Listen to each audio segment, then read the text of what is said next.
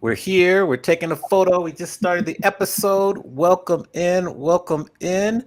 Looks like we're sounding good. We're looking good. Yeah, we sound good. We look good. Remote office. Sound good. Look good. We sound good. We look good. We feel good. And they pay good. So that's what it is. That's what it is. Deion Sanders said that. So yes. Wait, no, it's look good, feel good, money good, life good. Okay, think, so that's right? another derivative. Yes, Prime, that works. That works. Prime Yes. time. Prime time. Yes. Okay. We're here. Our 200th episode. Our 3-year anniversary. How are we doing today, Mandy? Amani. Well, I'm back in a remote location. I am not at the it. renovation rental. I am back in Cleveland, Ohio. Okay. And I'm in my parents' basement this time. You can't see it, but the normal little room I'm in is otherwise occupied. So I had the choice between my parents' basement or my niece's bedroom, which has a beautiful purple canopy and a lava lamp, but there's no lighting in there. And I'm not even sure I can get like Wi-Fi in there. So we're in the basement. We're in the basement in Cleveland, Ohio. Yes. Okay. Yes. I love it. Cleveland. What's the weather like in Cleveland? It's really nice today. It's like 85. There's a little breeze to it. Yeah, we just went over a little bit ago. My husband and I went over to my sister and brother-in-law's house. Oh, the test guest. We went to the test guest's house. And Scoot jumped in the pool for a little bit, and we sat out next to the pool. It's beautiful. Nice little breeze. Okay. All right. Yeah. So for this episode, we are interviewing you. And so don't be nervous. So I'm so excited because I've never interviewed you before. You've never interviewed me. I've interviewed you, but you've never interviewed me. Yes. Yeah. So I'm excited. If you're in the chat and you want to ask many questions, put it in there and we can manage both. But I think we should get started because I want to maximize our 55 minutes together. What do you think? Let's do it. I'm scared. And let's do it. So wait, if you're listening or watching live, I encourage you to drop questions in the chat because that will take away from some of Amani's embarrassing deep dive questions. and it'll get me off the hot seat and it'll So we'll do it all. We'll do it all, Amani. Okay. I'm ready. I want to go back. Why you're interviewing me? Should we say why you're interviewing me though? Like first or no? Well, it's celebration of our 200th episode and our 3-year anniversary. Yes. Mandy's already interviewed me for my book, so now it's my turn to interview Mandy, and I figured this would be the great time to interview you, and that's why. That's why. And I even said we got to get somebody really good for our 3-year anniversary show, and Amani said, "No, we're interviewing you." Yeah. Friends, I didn't have a choice. This is Amani just bogarted the whole situation. So I'm down. I'm ready. I'm ready. Let's do this. Yes. I want you to tell us what was going through your mind when a fight broke out in high school You were 15 years old and you decided to sell candy to kind of calm the masses down. Tell us about that. I've never heard of this. I want to hear this story. Okay. I wish I could say it was more righteous, like I was actually calming the masses, but I wasn't. I was an opportunist, and I was the president of the Spanish Club, and we were raising money for the Spanish Club fundraiser. We were selling blow pops and Tootsie Roll pops and various candied items. And it's probably a mark of me not being a good friend. I mean, I think in general I'm a good friend. When I was 15, I was still working on it. And one of my girlfriends actually got in a fight with another girl. They were fighting over a boy, and they got in a fight right in front of Frau Periano's. It was a German teacher's classroom, and a crowd started gathering. And I was like, like I've got all of these suckers to sell. This is a great opportunity. So I was just like, blow pops, Tootsie Pops, and I just sold them, just like, like as a hot dog sales lady at the baseball game or something. And I got rid of all of them. And then I ran and told the teacher, and the fight broke up and everybody was fine. And nobody got hurt. Everybody learned a valuable lesson. Never fight over a boy. Never get in a fist fight. That's ridiculous. Use your words, not your hands. A crowd gathered and I sold the blow pops. So everybody ended up winning. Okay. And that was when the sales career began. I think I honestly think the itch was way earlier than that. Like I've always wanted to sell things. I've always been putting things together and selling things. Like my little sister and I, when we were little, really little, we would put random items in our house and we would put them in a wagon, like a blow dryer or used lipstick or just like a package of cookies, just weird things. And we would put them in a wagon.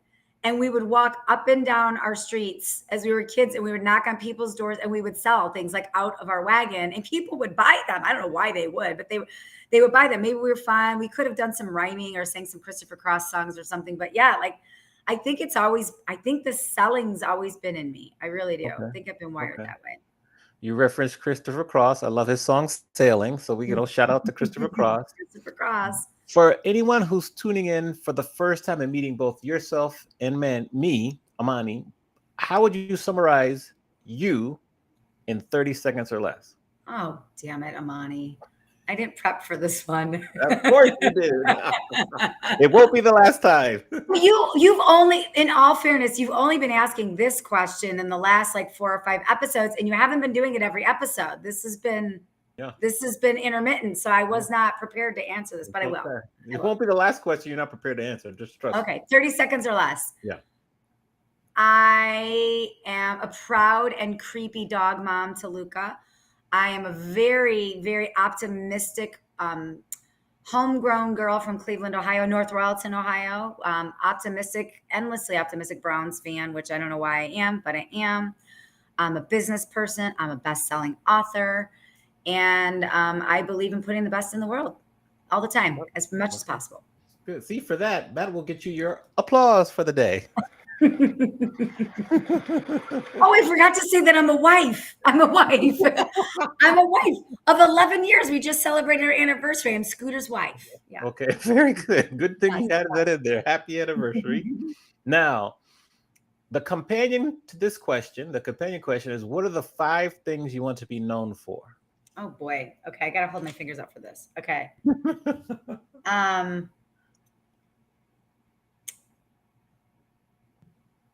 I think the first thing is, from a business standpoint, being strategic. The second thing is unswervingly lifting people up, like just saying people's name in a room when they're not there and really lifting people up and asking people how I can help them. I think the third thing is fun. I bring fun and joy to business, and a time when we need fun and joy in every part of our world. The next one is loyalty. Okay. I'm loyal. Just you know what you're getting. I'm very, very loyal. I think the 5th one. I was gonna say funny business books, but I already just said funny. I just think energy. I'm known for bringing great energy and any type of energy to any situation. Okay. I love it. Yeah. I love it. Now, you've had a storied career, many jobs. You work for yourself. You work for different companies. if you were to pick one moment that was the turning point to your career, when would that be? Tell us about that. I've had so many. I've had so many far left turns when I should have turned right. I think the very first one that I can think of, the first one that comes to mind, is when I moved from Ohio, which is where I'm at right now. I moved from Ohio to San Diego, and that was I went to Dublin, Ireland. One of my girlfriends won an all expenses paid trip to Dublin, Ireland. It was a radio station giveaway, and she brought me as her traveling companion. It was 1999, Y2K, the world's supposed to explode.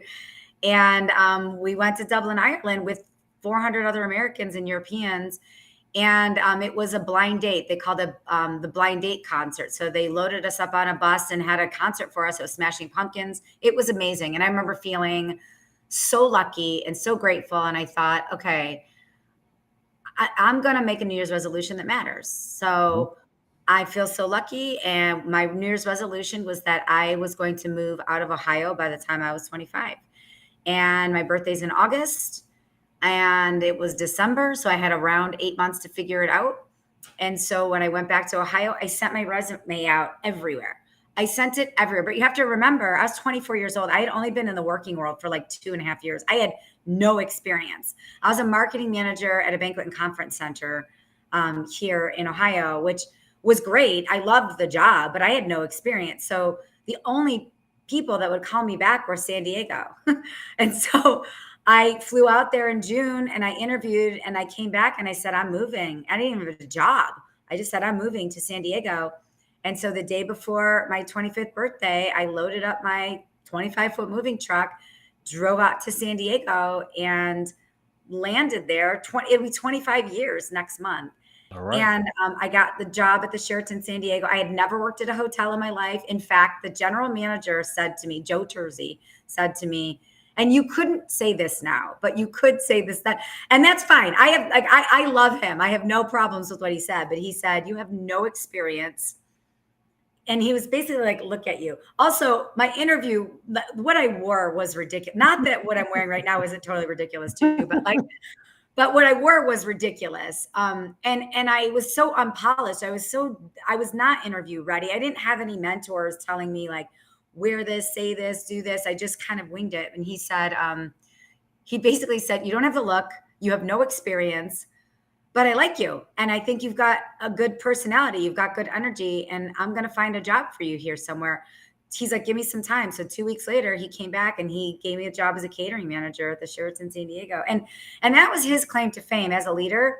He was really known. He and one of our previous guests, Tim Mulligan, who was, he was the HR director at the time. Okay. And and Tim was actually the one that found my resume and a stack of resumes and was like, we got to hire this girl.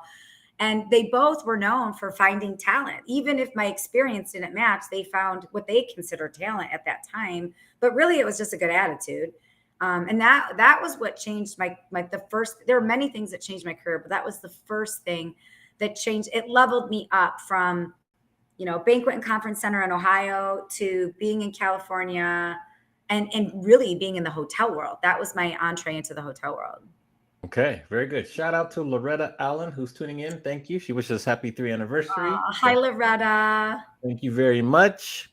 Now, let's take it to current day. Why do you love what you do? I mean, I'm in a sweet spot. I don't do anything I don't want to do anymore. I only work with people that I want to work with. I don't work with assholes anymore. Amani, I swore, you're just gonna have to deal with it. And I think sometimes when you run your own business, people, you get mired in the administrative stuff and you get mired in all this stuff and you're like, oh, this one client that I have to fire. And it's like, no, you run your own business. You do not have to work with assholes anymore. You don't. So I love that part. I love making my own decisions on who I'm going to hire as clients, who I'm going to fire as clients, who I'm going to hire as people that work with me, who I'm going to fire. And I really love the give back component to it, right? Like this podcast, so much of what we do is we're sharing information with everybody about, like, it's a masterclass of these different industries once a week. From a sales coaching standpoint, I feel like I was made to educate and teach.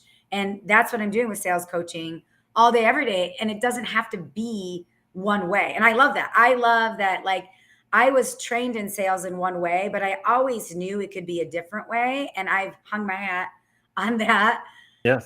And I love that. And on all my HPN stuff, you know, I love, it's such a great service. It's such a great solution to find hotels and venues for people all over the world. It's so difficult to get availability, pricing, contracts, all that stuff is hard.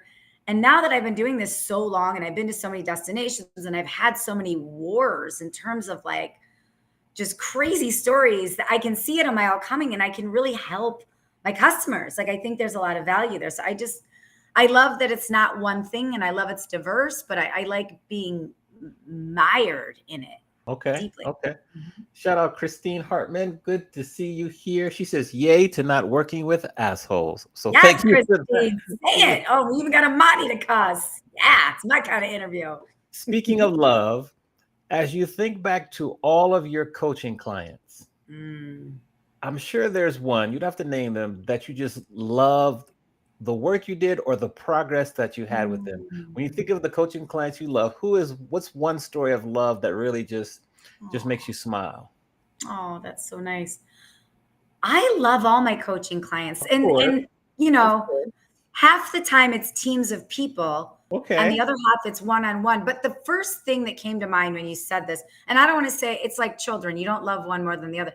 But the first thing that came to mind when you said this was a woman approached me who I had known for a long time. She had one career for 17 years. And she was thinking about switching careers. And she was going from a very operational role, high level executive operational role, to an entrepreneurial sales type role and a completely different industry. And she was already at the top of her game. And she said, I want to hire you to help me with the interview process. And if that works, I want to hire you to help me navigate a sales world. I've never been in sales before, but I've basically been selling as an operator. And I saw her grow with every single session. You know, I do a roadmap, like initially we just do discovery. I have a system, like we have a roadmap. We celebrate some wins. I have a system and an agenda. And she did everything, you know, like you can lead the horse to the water, but it doesn't matter if they're not going to do anything. And she did everything and then some. And she would share her wins with me along the way. And then I saw her grow. And it was awesome because it was somebody, you know, 17 years in a career, you don't really have to grow from there. You can just coast. And her turning was just phenomenal. And then when she got to the peak of that career and she was considering, you know, a switch of companies, like a competitor was coming to grab her, she reached out to me again. And it's like these relationships, they last over and over and over again. And you're a partner in that. Like whenever I see her posting on LinkedIn or whenever she has a success, she still shares it. Like, we don't work together anymore. She still shares it. Like that brings me great joy, is to know that I'm still on the, like, hey, let me share my wins with you page. That's great. And just seeing that the morph from somebody that's been in the industry for so long, go to a completely different industry and grow even farther than she ever knew she could was phenomenal. Great story. That's what I was looking for. Yeah. Now, what is something that scares you? I'm scared of the dark. Okay, what else? I sleep with the nightlight on. Unless Scooter's there, then he's my nightlight. You know, I think about this a lot. Like, I have so many books in my mind, and I'm afraid I won't write them all before I die. Like I think about misprioritizing. Like, you know, I turn 50 next month, and I've really been thinking about, all right, it's go time. Like, I've got, you know, 20 less than 20 years before I retire. And I think about, like, am I putting everything out there that I want to put out? Am I sharing what I want to share? Am I strategically spending the time the way I really, really want to spend the time, or the way I think I could? Like, I that scares me. You know, I think that scares me a lot. Okay. Speaking of books, what is your next book topic and what's it going to be about? I got 3 in the hopper right now, Amani, but the next one is Business Bedside Manner. So it's a micro book. A micro book is a smaller book, 120 pages or less. It's a book that you can read on an airplane or at a pool.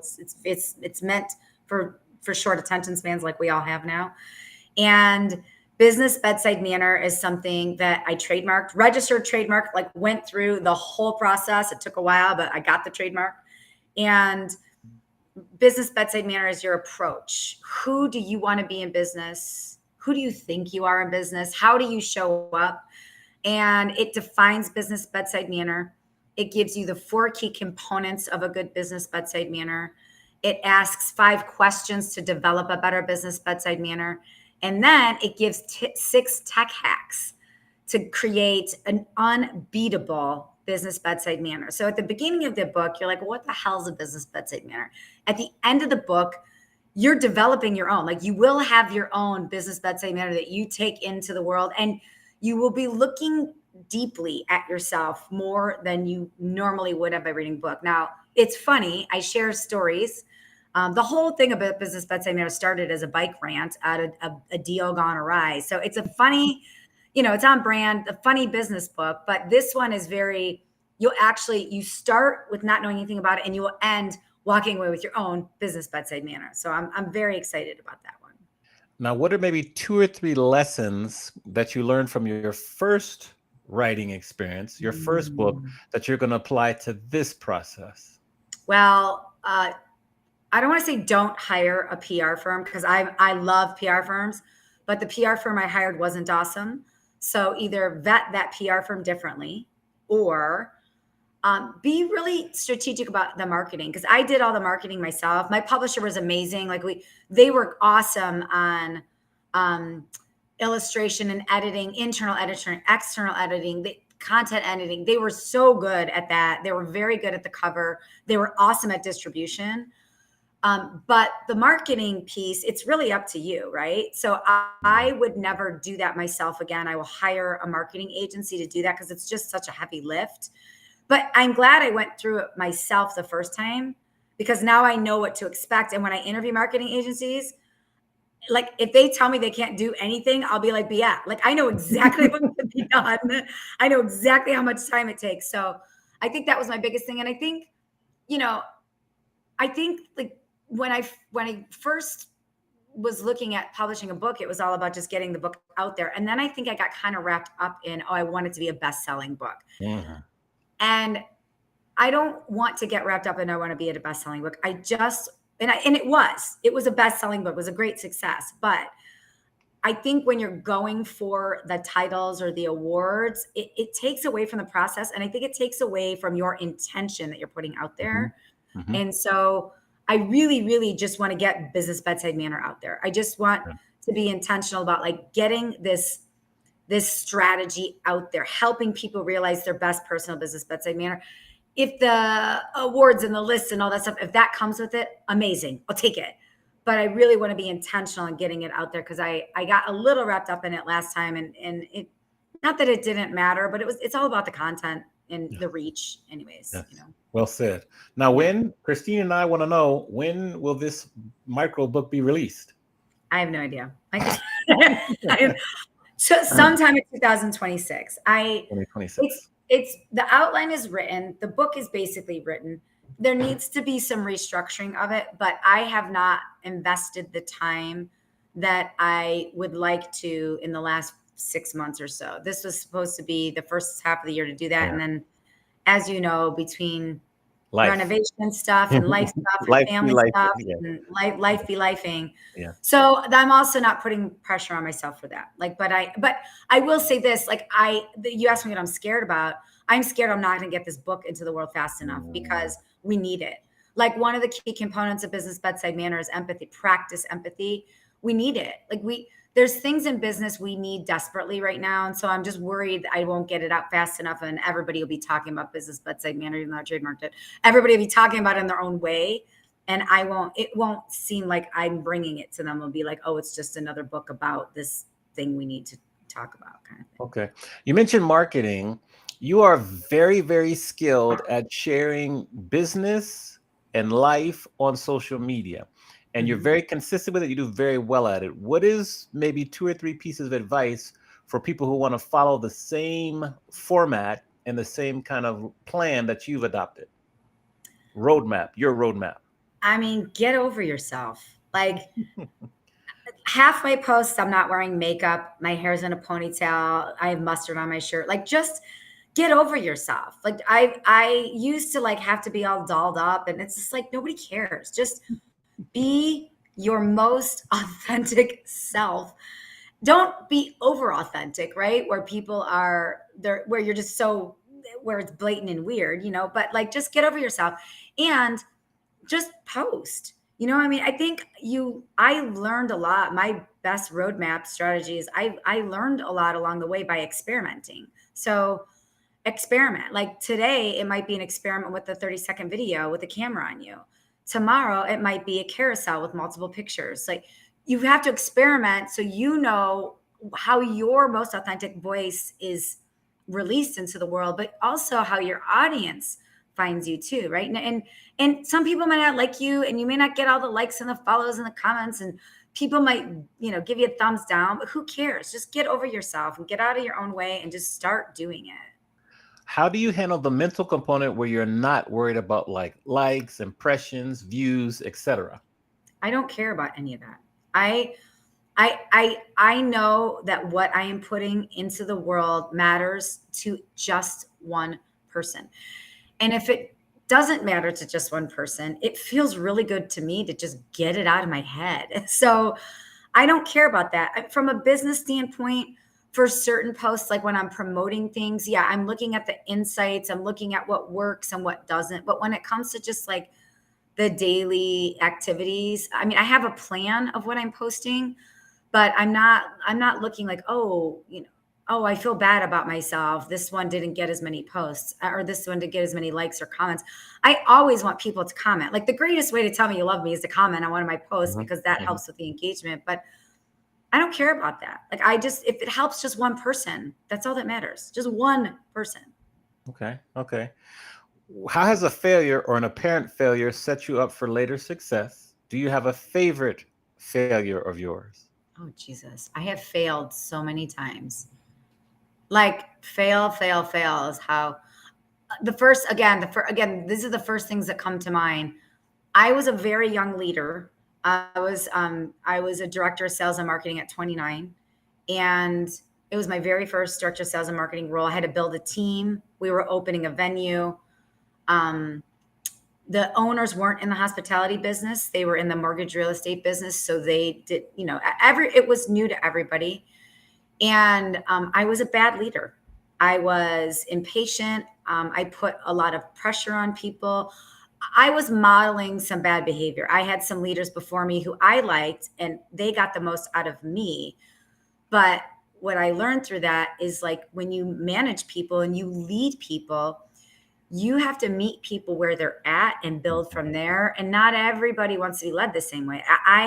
I respond very well to structure and systems and tough love and brutal honesty, right?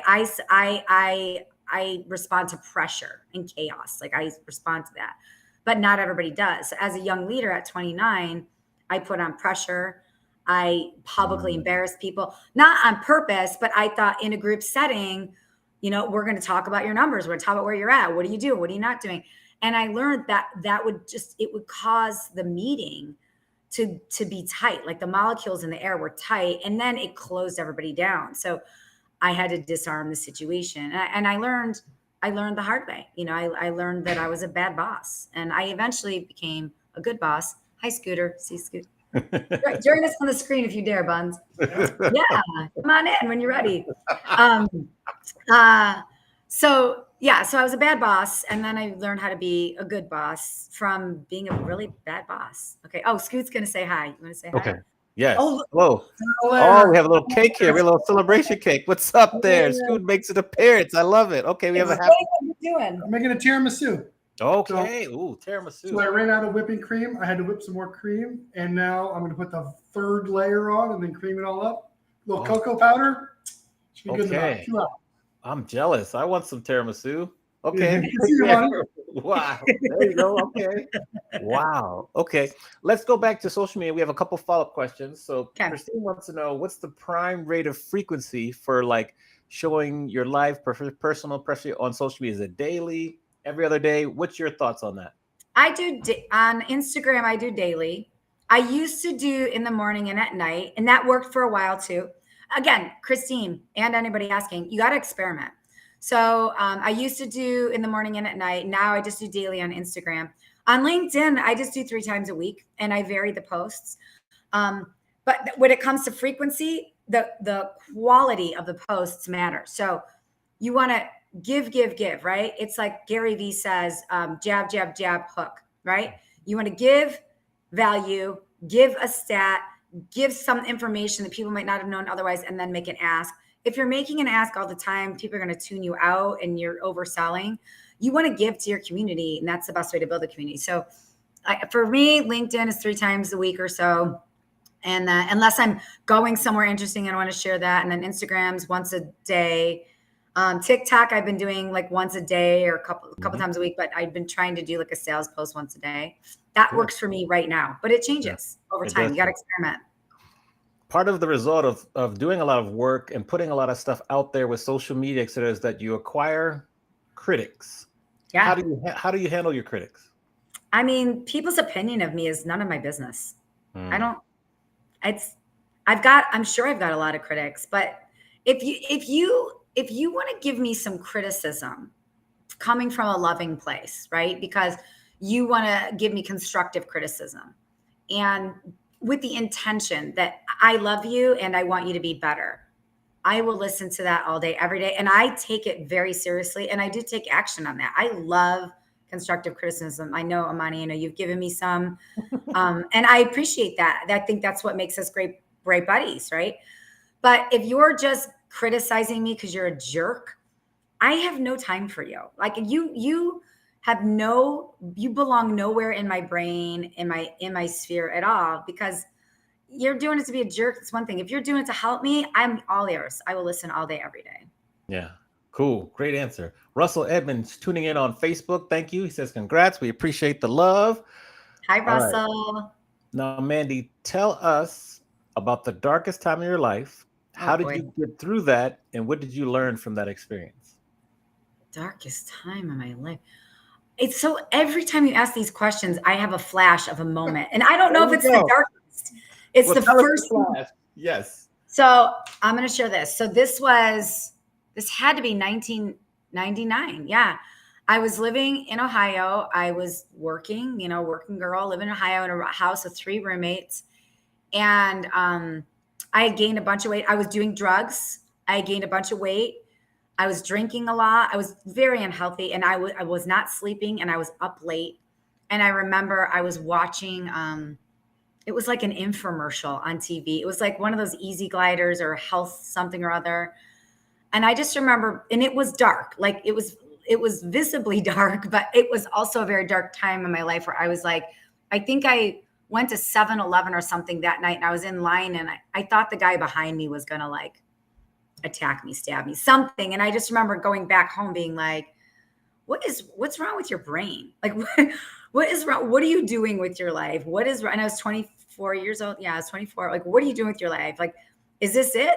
Like, are you just going to live in this Lakewood house with these 3 girls? Like, what's next? It was the first time I thought about like, what's next? I never really thought about what's next. But I remember I didn't like how I was living my life at that time. And I knew I needed a change. And then shortly after that, a bunch of crazy stuff happened. Like I met these, I was at a trade show. I was in the booth, and because I worked for a wedding venue. So I was like selling weddings, and the booth ladies across from me were selling essential oils, but it was before essential oils were a thing. They were real witchy, kind of really fun Stevie Nicks kind of ladies. I was super interested in them. And they said they were psychics. So I invited them to my Halloween party, of course, a couple weeks later. And then they read everybody's tarot cards and birthday, charts and stuff. And they were the ones that said, they told me, look up everything you possibly can look up about St. Bridget. That's what they said to me. So I did. So I researched St. Bridget, and she was the patron saint of Ireland, and female saint of Ireland. She was a writer. She was a poet. She was a healer. I learned everything I could about St. Bridget. And then a month and a half later, I win an all expenses paid trip to Ireland. Okay. And to me, like, everybody think that's a crazy woo woo kind of story, but like the universe put a whole bunch of things in my way that I actually listened to. And that was when the light started coming up. Like I started putting my life into focus in a much different way than I have. But the darkest moment was watching the infomercial, thinking a guy at 7-Eleven was going to like stab me. So weird. I remember I was eating like blocks of cheese. Like I remember I had acne.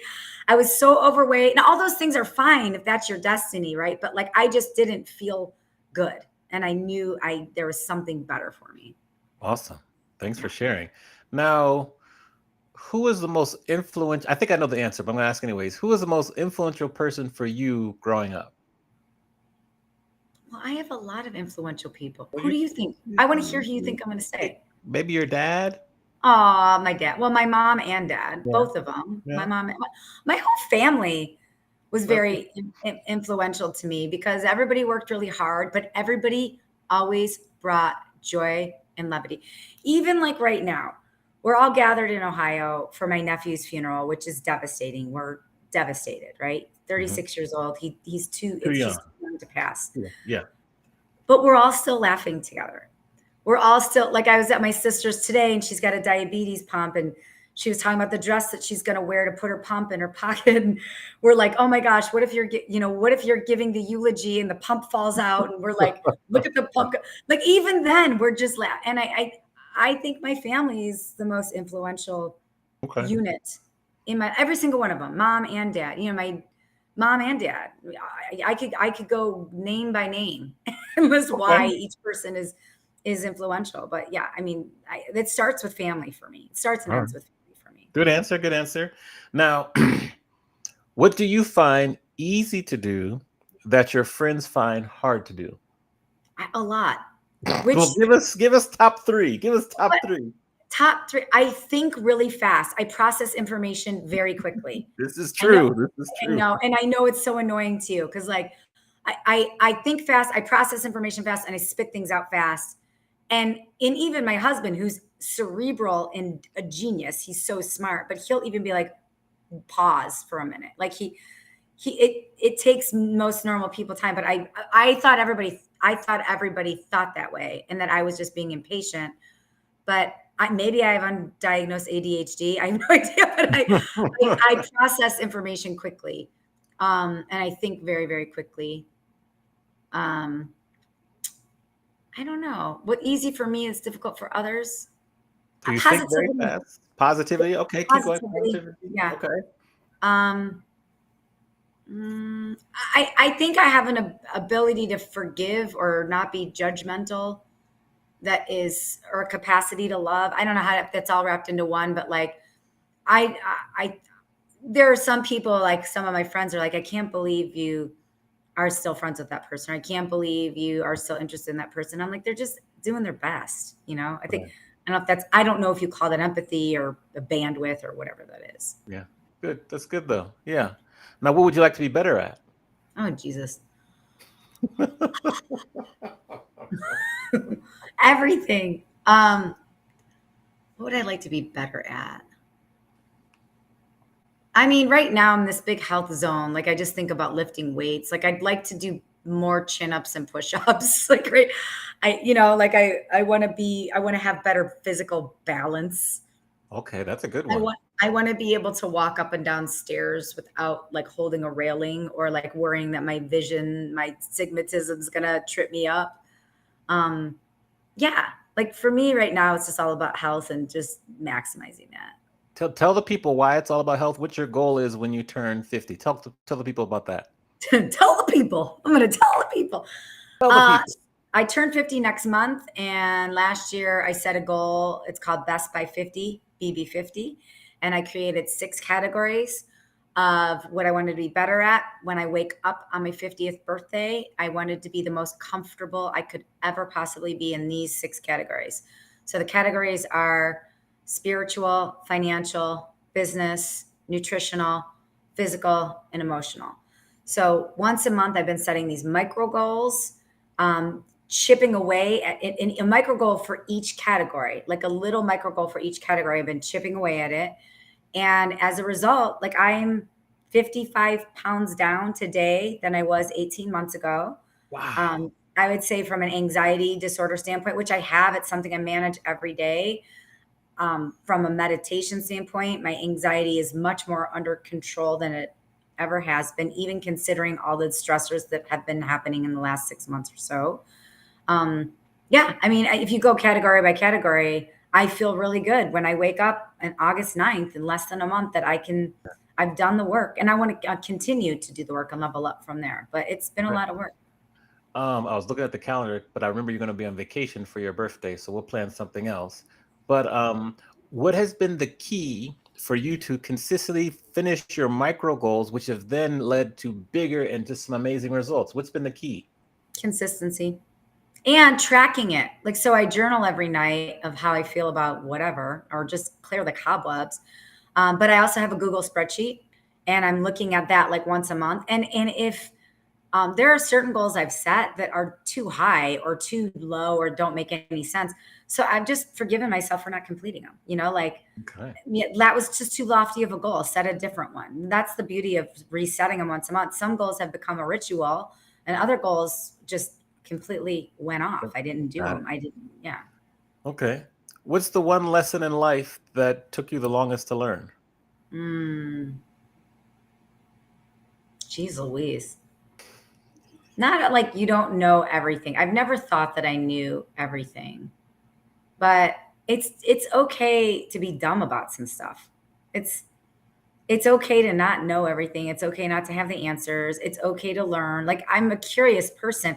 It's okay to ask a lot of questions. Like, even if you're in a room and it feels like everybody around you knows exactly what they're talking about and they're the smartest people in the room, it's okay to ask a question. Like, wait a minute, what does that mean?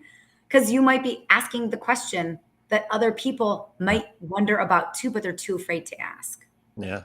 Yeah. Okay. Now, every person has a sentence. What is your sentence? For example, my sentence is I help people unlock their creativity through the use of music and nostalgia. What is your sentence? I mean, if we're looking at just pure sales coaching, it's Mandy's sentence. It can be whatever Mandy wants. Mandy's sentence. Doesn't have to be coaching related, business related. I mean, I bring joy and love to all beings as much as possible. Okay, that's good there. Okay. I try to. I'm not 100% on that, obviously. No one's perfect. No such thing as perfection. Yeah. Mm-hmm. Now, you and I are both big readers. Mm-hmm. If you were to pick one book that people should stop what they're doing right now and start to read it immediately, what book comes to mind? Alex Trebek, autobiography, and the answer is. It's so good. Tell us why. There's a whole bunch of other books. Oh, we have an update on the tiramisu. Hold on. We've got incoming tiramisu. Okay. Don't hit this cord. Yeah, we can see it. Okay. Third layer. Yes. Loretta says she wants a piece. That looks good. Save some for us and put it on the plane. Why is it a good book? First of all, you think you know Alex Trebek, but you don't. He owned ranches. He was a handyman, and it's a good read because it's like it's kind of like listening to your grandpa tell stories. It switches gears all the time. Like they're little blocks of information. It makes you fall in love with them all over again. And he talks about like how he started Jeopardy and how he maintained this level of integrity with a game show at a time when there was a lack of integrity in game shows.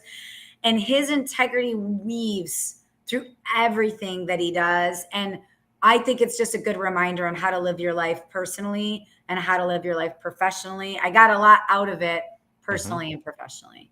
Okay, that's a good one. We'll add that to our list. Yeah. Christine says, congrats on your health journey. I agree. Keep up. Thanks, Christine.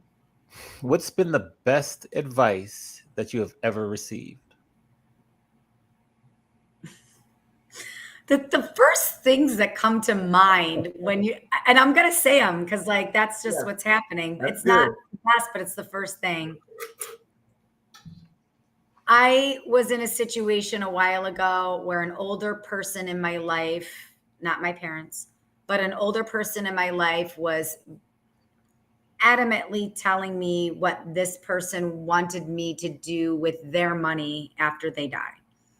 And there was some contingencies about monitoring different people. There's some things they were asking me to do that I was uncomfortable with. Not illegal, but just in general uncomfortable. I'm not a fussy person. I don't like to get involved with this drama kind of stuff. And I felt uncomfortable with it. And I was sharing this with a woman in my life who's I'm very, very close to, a family member. And she said, you know what, Mandi? You can just lie. Tell them you're going to do it because they're going to be dead. And I was like, wow. That's such good advice. And it's a low grade, low risk lie, right? Because they weren't asking me to carry on the family tradition, or they weren't asking me to do what they were asking me to do was absurd. But if I would have said, yes, I'm 100% going to do it, it just gets them off my back. And if I didn't carry it out, it wouldn't matter. And it was one of those things where I was like, now I got to deal with this until this person dies. Like, this is such BS. But she was like, they're going to die. They won't know. Just lie. And I am not, I'm an honest person. I don't believe in that. But there was something so liberating about that.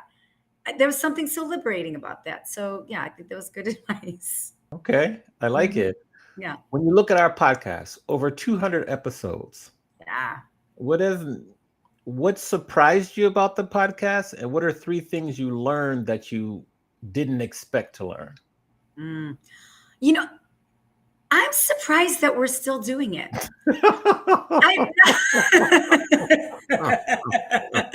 I mean, not about you or me, but like most podcasts fail or they stop after like 12 and then 25 and then 50.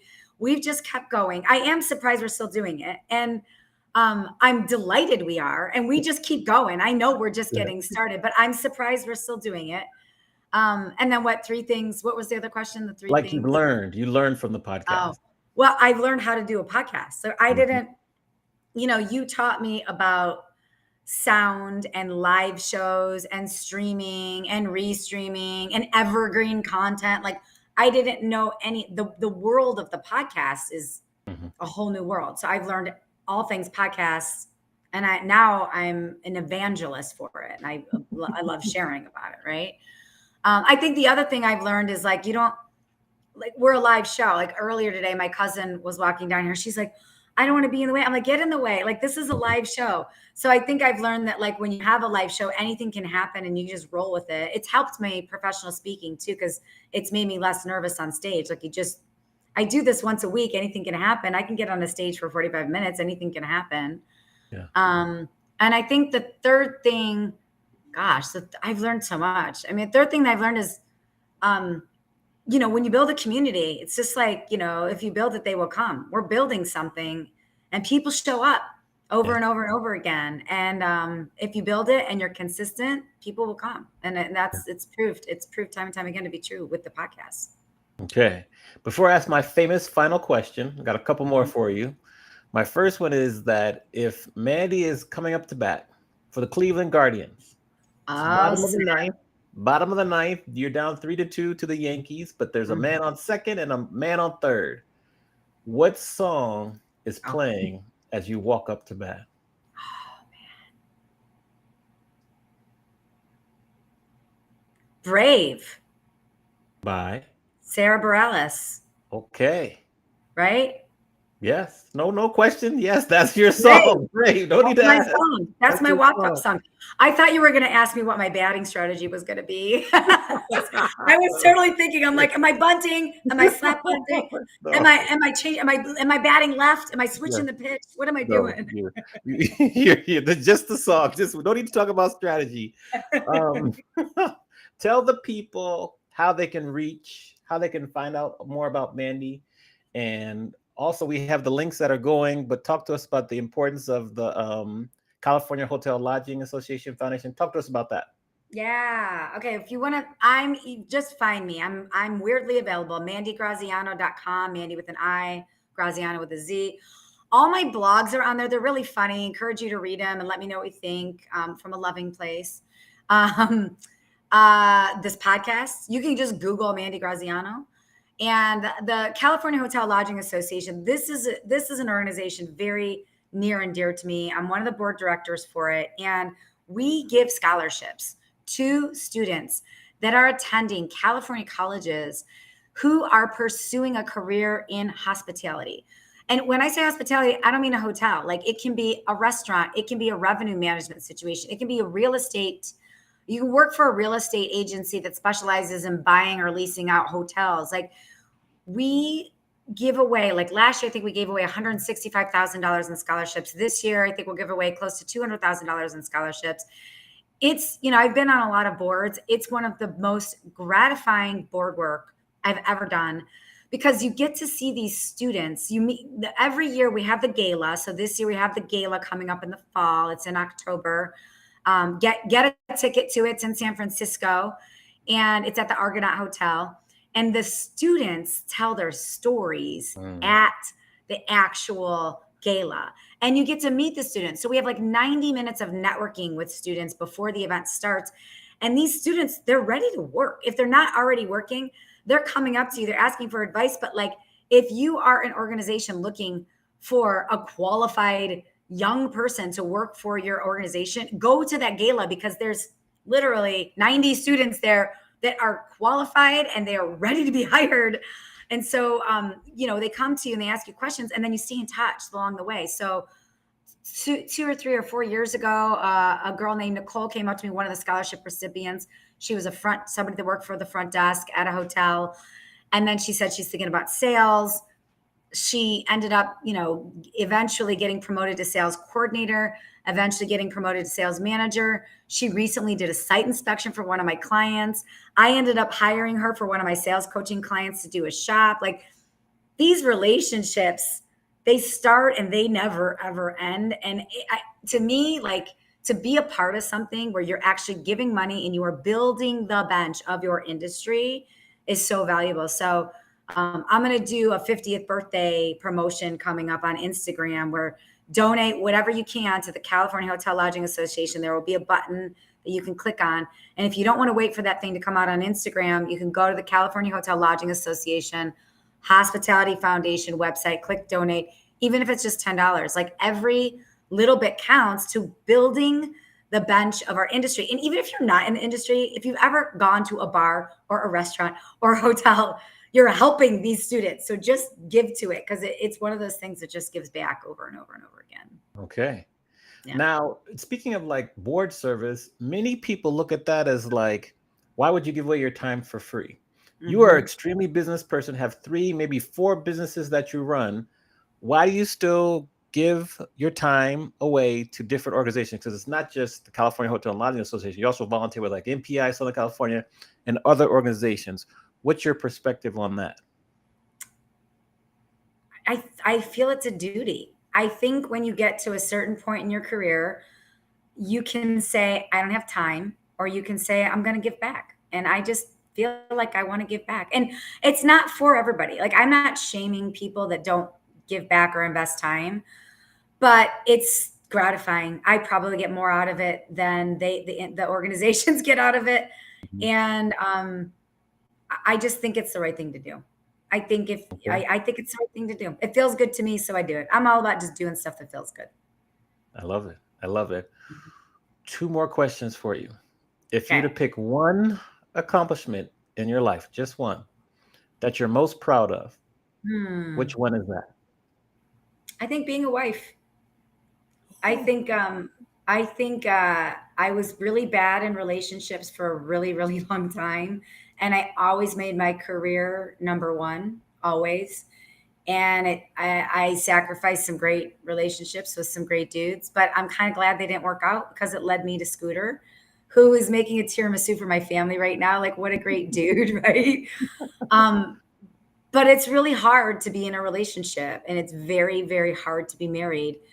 even if you got a great dude, right? And you're a great girl, like it's all of that coexisting with another human is hard. And I work very hard at it every day. We both do. And I do feel like it's one of my greatest accomplishments. Like as soon as I turned the corner and decided to make love my number one priority, the better job opportunities came, more money came, and more happiness came. So I think being a wife is one of my greatest accomplishments. I love it. Now, if we go back to talk to Mandi, 21 years old, she's in Cleveland, north of Cleveland. Give her advice based on everything that you have been and experienced now. What advice would you give your younger self? Oh, God. She was a mess. The whole point of the question is this. This is the whole point of the question. I mean, I would tell her, just get the chip off of your shoulder. Like, just open yourself up and look for the good in everybody, because it's there, and not everybody's out to do you wrong or harm you or, get in the way of whatever you want to do. Just look for the good. I would tell her, look for the good and you'll find it. Look, I live my life like that now, but it's taken me a lot of work to get there. And it's fun. I was class clown. Like, people will tell you, oh, Mandi, you were so funny. But like, I also had a big chip on my shoulder, and I was sarcastic, and I got in a lot of trouble, and I was mouthy, and I didn't need to be that girl, like I could use that. I could use my, like, what is that? Like Glinda, the good witch, use your powers for good. I could use my powers for good. All right. Yes. Well, that's a good segue, because I want to compliment you on using all your powers for good, being a leader in our industry. I also really want to compliment you on accepting the challenge I gave you about doing the podcast and doing it weekly. I think that that was so funny when we first were talking about it, but we learn a lot from you. I learn a lot from you. So keep being you and just keep being a leader. And with that, I want to give you another round of applause. Oh, thank you, Amani. This has been fun. And happy 3-year anniversary.